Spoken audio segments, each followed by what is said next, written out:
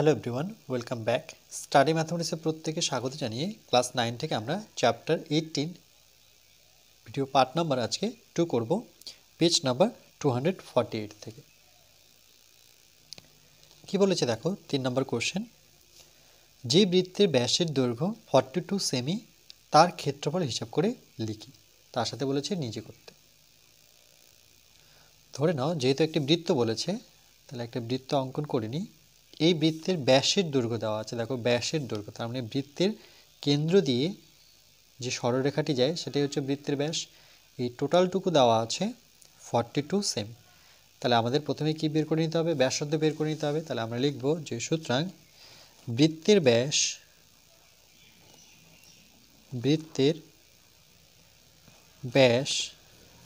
ব্যাসের দৈর্ঘ্য সেটা কত? 42 সেমি। ওকে, অর্থাৎ সেন্টিমিটার। তাহলে বৃত্তের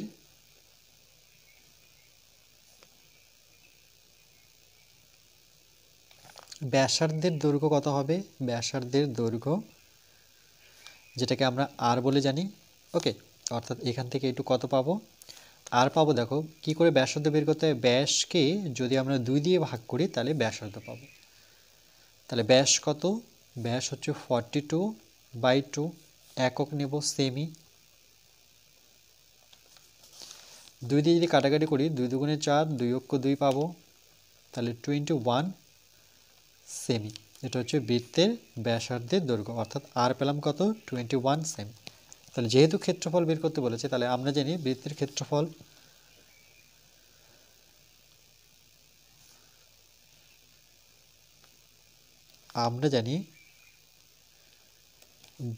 ক্ষেত্রফল equal to pi r square এত বর্গ সেন্টিমিটার।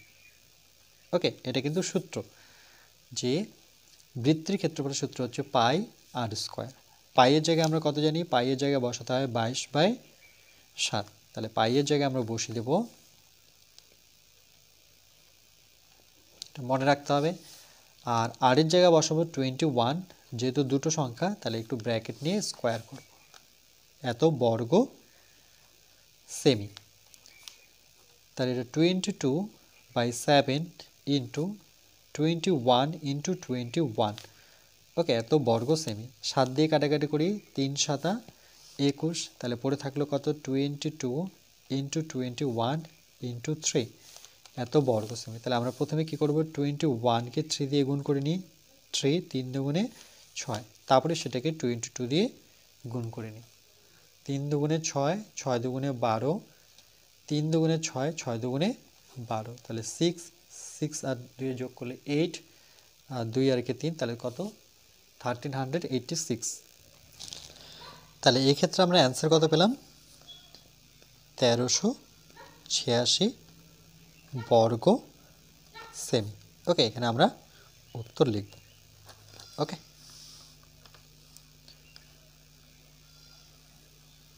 তাহলে যদি ব্যাস দেওয়া থাকে, তাহলে ব্যাসকে যদি তোমরা 2 দিয়ে ভাগ করো তাহলে ব্যাসার্ধ পেয়ে যাবে। আর ব্যাসার্ধ পেয়ে গেলে আমরা জানি বৃত্তের ক্ষেত্রফল পাই আর স্কোয়ার এত বর্গ সেমি। ওকে, এই জন্য কিন্তু আমাদের ক্ষেত্রফলের সূত্রটা মনে রাখতে হবে। দেখো বৃত্তের ক্ষেত্রফল হচ্ছে পাই ব্যাসার্ধ স্কোয়ার, এভাবে লিখতে পারো, নতুবা পাই আর স্কোয়ার এভাবে লিখতে পারি আমরা।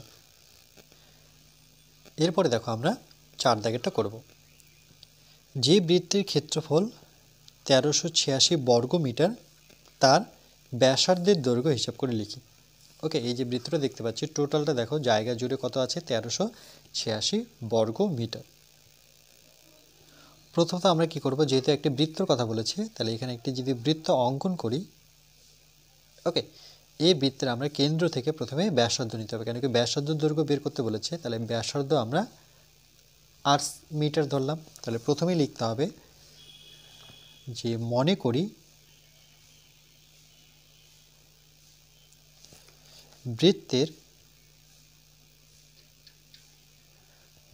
বৃত্তের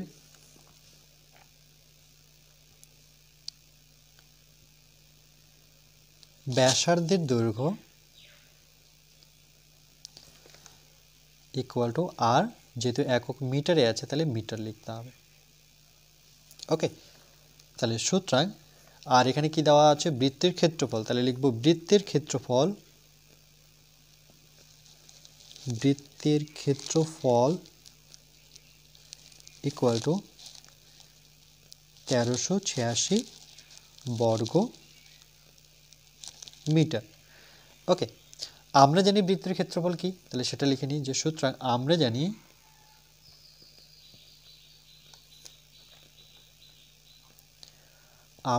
বৃত্তের ক্ষেত্রফল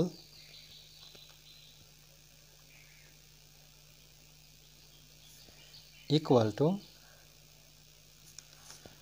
সেটা কি পাই আর স্কোয়ার, যেহেতু একক নিতে হবে তাহলে মিটার। ওকে, এটা কিন্তু আমরা বৃত্তের ক্ষেত্রফল জানি যে বৃত্তের ক্ষেত্রফল কি হয় পাই আর স্কোয়ার।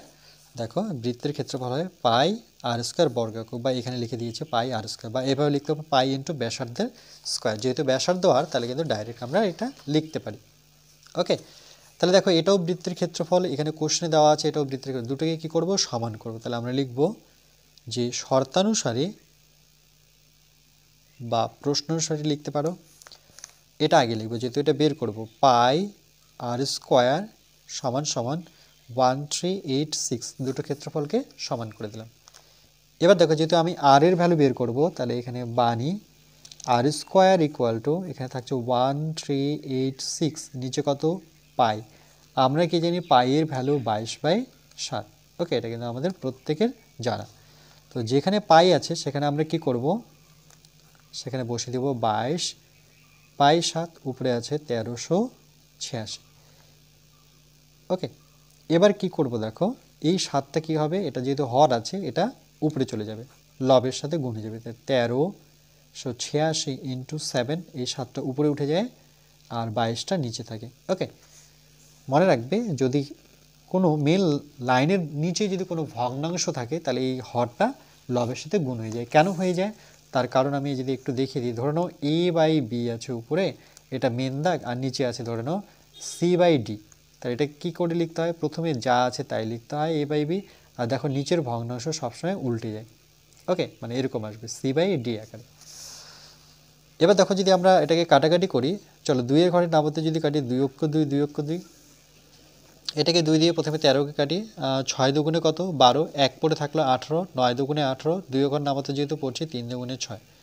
এবার দেখো 11 দিয়ে ডাইরেক্ট কাটবো, তাহলে 11 দিয়ে তোমরা ডাইরেক্ট কাটলে বুঝতে পারবে কিনা আমি একটু ভাগ করে দেখাচ্ছি। যদি কাটি তাহলে কি হবে দেখো 6 11 66, 3 পড়ে থাকবে 3 11 33, কী করে 11 দিয়ে প্রথমে 6 11 কত 66 বসাতে হবে, 9 থেকে 6 বিয়োগ করো 3, 3 নামলো 33 হয়ে গেল, 3 11 33, মানে এরকমভাবে। তাহলে 63, তাহলে আমরা কি পেলাম, আমরা পেলাম আর স্কোয়ার ইকুয়াল টু 63, তার সাথে কত 7 রয়েছে, তাহলে আর স্কোয়ার ইকুয়াল টু 63কে আমরা কীভাবে ভাঙতে পারি 7 লং 63, বা এভাবে যদি ভেঙে নিই 7-এর ঘর নামাতে পারে 7 লং 63, 9কে আমরা 3 3-কে 9 করতে পারি, তাহলে 63কে ভেঙে 2টো 3 আর একটা কি পাচ্ছি আমরা 7 পাচ্ছি, এটাকে ভেঙে কিন্তু এটা পেয়েছি, আর প্রথম থেকে কিন্তু একটা 7 ছিল। ওকে, তাহলে আর ইকুয়াল টু কী করবে, এই বর্গ এই পাশে আসলে বর্গমূল হয়ে যায় কার উপরে, এই টোটাল সংখ্যাগুলোর উপরে। ওকে, সরি 7। জোড়া সংখ্যা থেকে আমরা কি জানি যে দেখো এ যদি গুণ অবস্থায় থাকে তাহলে এটাকে আমরা কি লিখতে পারি এ স্কোয়ার লিখতে পারি, কিন্তু এই স্কোয়ারের উপরে ধরে নাও আবার এরকম আছে, মানে এটার উপরে এরকম ছিল, তাহলে দুটো এ গুণ করলে এ স্কোয়ার। এবার এখান থেকে কী বেরোবে দেখো, এটা কেটে যায়, এটা কেটে যায়, তাহলে এখান থেকে এ বেরোবে। তাহলে সেম আমরা ভাববো যে দুটো √3 থেকে একটা 3 বেরোবে, আর দুটো √7 থেকে একটা 7 বেরোবে। তাহলে গুণ করলে কত পাবো, আর ইকুয়াল টু আমরা পাবো 3 7 21। ওকে, 21 মিটার, যেহেতু একক লিখতে হবে। তো বলছে যে ব্যাসার্ধের দৈর্ঘ্য কত, তাহলে আমরা লিখবো যে সুতরাং বৃত্তের ব্যাসার্ধের দৈর্ঘ্য, বৃত্তের ব্যাসার্ধের দৈর্ঘ্য সেটা কত 21 মিটার। ওকে, এটাই হচ্ছে আমাদের অ্যান্সার।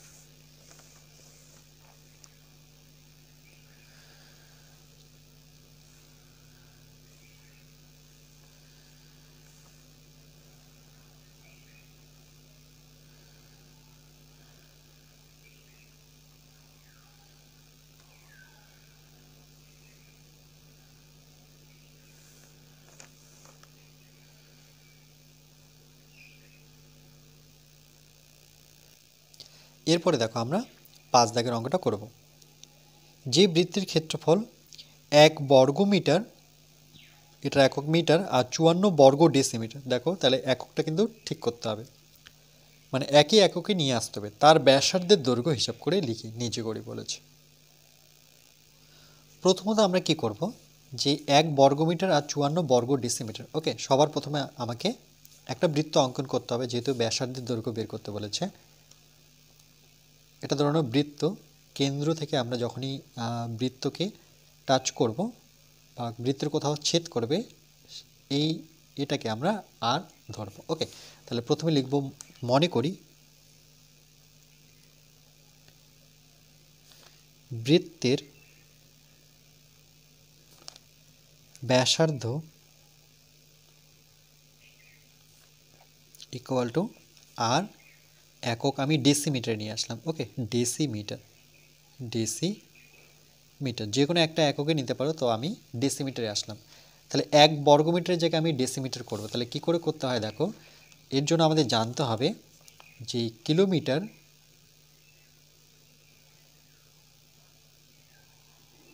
তারপরে আসে হেক্টোমিটার,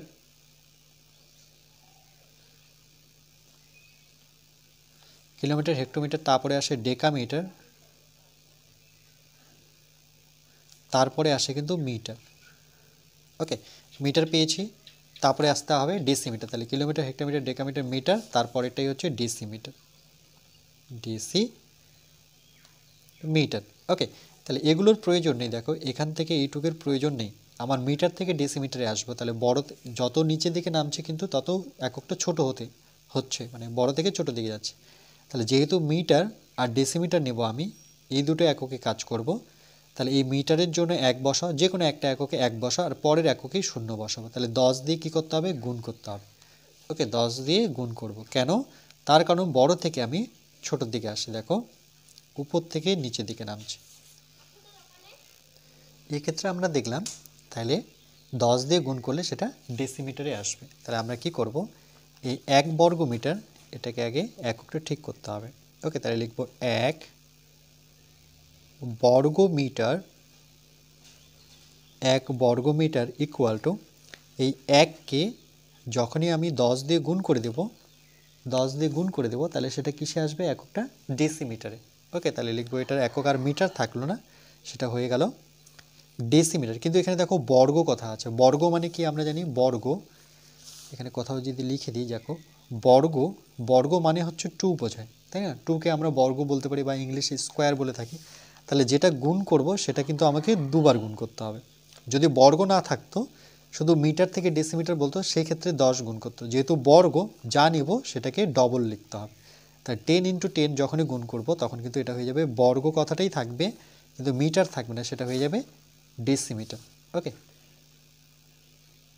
ডেসিমিটার, তাহলে 10 10-এ গুণ করলে কত আসবে, 100 বর্গ ডেসিমিটার। ওকে, এবার এই পুরো লাইনটা আমরা লিখব যে 1 বর্গ মিটার আর 54 বর্গ ডেসিমিটার কত হয়। তাহলে দেখে নিই যে, সুতরাং 1 বর্গ মিটার 54 বর্গ ডেসিমিটার, এটার মানে কি দেখো, আমি সমান সমান দিলাম যেহেতু জায়গা নেই, 1 বর্গ মিটার এই পর্যন্ত আমরা কি জানি, সেখানে লিখতে হবে 100। ওকে, বর্গ ডেসিমিটার, কিন্তু এটা তো প্রথম থেকে দেখো 54 বর্গ ডেসিমিটার রয়েছে, তাহলে তার জন্য কি করতে হবে, প্লাস করতে হবে। ওকে, এটা অলরেডি কিন্তু ডেসিমিটারেই আছে, বর্গ ডেসিমিটার, তাহলে তার সাথে আমরা 54 বর্গ ডেসিমিটার যোগ করব। ওকে, তাহলে যদি যোগ করি, তাহলে 100 আর 54 যোগ করো, তাহলে কত আসবে, 154 বর্গ ডেসিমি রাখলাম। ওকে, মি ফর মিটার। তাহলে দেখো এটা কিন্তু কি ছিল, এটা ছিল বৃত্তের ক্ষেত্রফল। তাহলে আমরা লিখব যে এখন বৃত্তের ক্ষেত্রফল, এখন বৃত্তের ক্ষেত্রফল কত আসলো 154 বর্গ ডেসিমিটার, রাইট। এবার আমরা যেহেতু বৃত্তের এটা ধরেছি তো এখানে লিখেছিলাম এটার একক ডেসিমিটার, তাহলে বৃত্তের আমরা জানি বৃত্তের ক্ষেত্রফল, আমরা জানি বৃত্তের ক্ষেত্রফল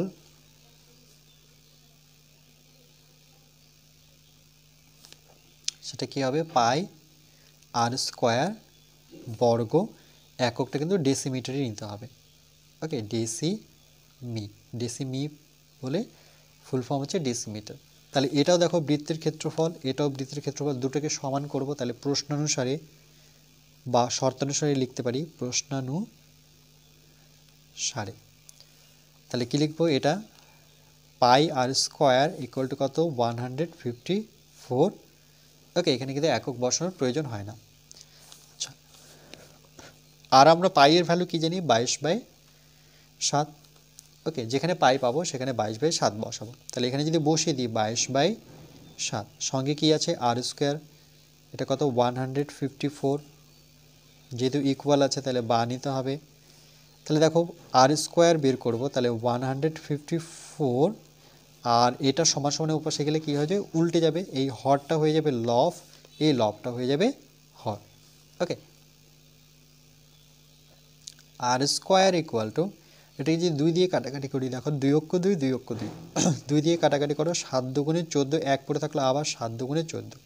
তাহলে এবার কত আসলো, এবার আসলো 77 ইন্টু 7/11। ওকে, আরেকবার ফ্রেশভাবে লিখবেন। এবার 11 দিয়ে কাটো, 7 11 কত 77। তাহলে আমরা ফাইনালি কী পেলাম, আর স্কোয়ার ইকুয়াল টু পেলাম 7 ইন্টু 7। ওকে, তাহলে আর ইকুয়াল টু কী পাবো, বর্গ, উপাশে গেলে বর্গমূল হয়ে যাবে, 7 ইন্টু 7 হয়ে যাবে। তো আমরা তো এটা জানি যে 7 ইন্টু 7 মানে সেখান থেকে কী বের হয়, বর্গমূলের ভিতরে একই সংখ্যা থাকলে সেখান থেকে 7 বের হয়। তাহলে এটার একক কী হবে, ডেসিমিটার।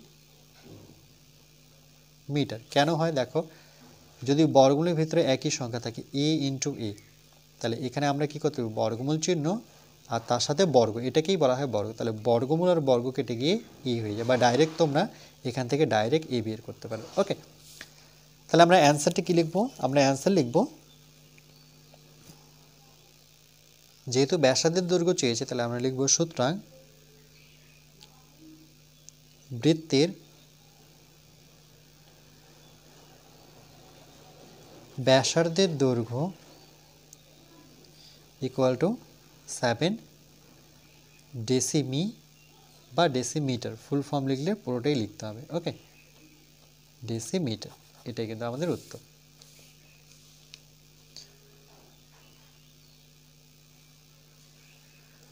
তাহলে এখানে যেটা ইম্পর্টেন্ট শিখলাম সেটা হচ্ছে এটা মনে রাখবে, kilometre, hectometre, decametre, metre, decimetre, তারপরেও আছে সেন্টিমিটার, মিলিমিটার। তো ততদূর প্রয়োজন নেই, আমরা যেহেতু মিটার থেকে ডেসিমিটারের গল্প করব, তাহলে মনে রাখবে বড় থেকে ছোট এককের দিকে গেলে গুণ করতে হয়। কত গুণ করব সেটা ডিপেন্ড করবে আমরা কত একক যাচ্ছি। ওকে, যেহেতু 2 একক গেছি তাহলে একটা এককে 1 বসাও আর একটা এককে 0 বসাবো। তাহলে 10 দিয়ে গুণ করলে আমরা, আর যেহেতু বর্গ কথাটা আছে সেটাও লক্ষ্য রাখতে হবে, বর্গ মানে যেটা গুণ করবে সেটাকে দুবার গুণ করতে হবে, বর্গ মানে 2। সেটা যদি 100 হতো তাহলে 100 দুটো গুণ হতো, যদি 20 যদি 100 হতো তাহলে যদি 1000 হতো মানে 1000 হতো, তাহলে তখন কিন্তু 1000কে দুবার দিয়ে গুণ করতে হতো। ওকে, দুটো 1000, মানে বর্গ থাকলেই আমরা ডবল গুণ করব। এরপর আমরা নেক্সট পার্ট নাম্বার 3-তে বাকি অঙ্কগুলো করব।